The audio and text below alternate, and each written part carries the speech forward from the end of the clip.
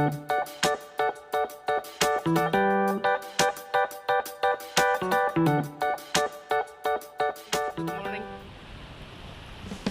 Ito. Hello guys. Good morning. Sinigang griho. Here. Sinigang griho. Hello guys. Hola guys. Guys. Hola guys. Hola guys. Maulugi ka na. Maulog naman kasi ito. Sadik ka. Mira, sinipiskaro. Papiskaro. Dito kami, pinapahanginan tong dalawa para maging okay si Archie, Nene. Ito, gandang umaga. Si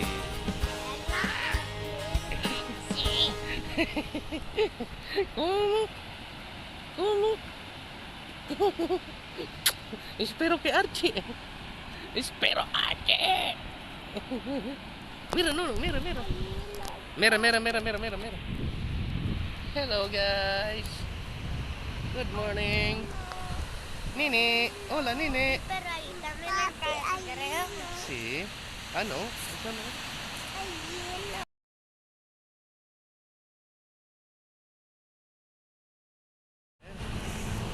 Helicóptero.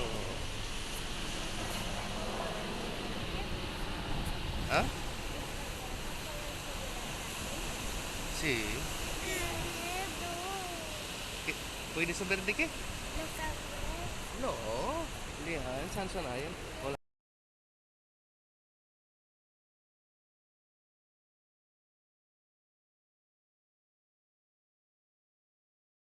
Lima na naman tayo guys. Ganyan po. Tignan niyo yung ulap. Hindi siya clear kasi may siya, may pulbo. May kanima. Ito kasing place na to, malapit sa sa Sahara Desert. Kaya ganyan. Ayan guys. Ang lungkot ng cloud ngayon. Ayan. Diba?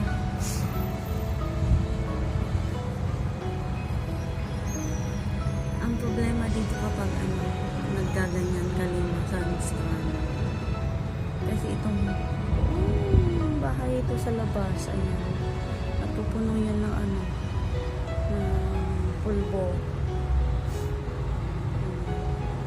ng sand. Pero hindi naman na talagang totally sand. Ano lang siya, manliit. Ayan. Kita mo. Ganyan. Kulay maroon, kulay brown. Pag nagtagal pa yan, mas madami pang ganyan kulay brown. Diba? Ang lungkot ng langit. Ayoko na ganyan. Ang pangit sa paghinga kapag ganyan.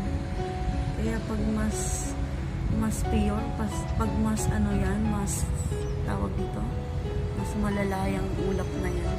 Kulay brown minsan. Hindi ako lumalabas kasi pag nasisimot, masama sa pakiramdam. Masama to sa mga bata. Ayan. Parang ito na yung pinakabagyo nila dito. Meron pa dyan mas malala. Yung talagang totally yung mga kotseng color black, nagiging brown. Ganyan. Sa dumi.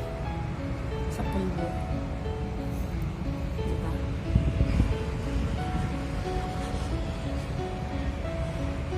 Lalo na pag dyan sa sa baba niyan, may swimming pool. Napaka-open. Naku po. Sobrang dumi pag tapos ng kalima.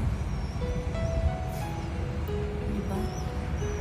Ganda ng view pero yung ulap po.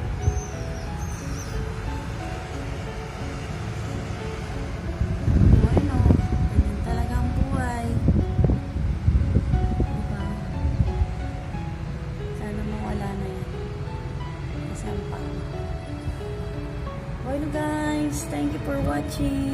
Ayan, pinaalam ko lang sa inyo kung ano yung situation dito.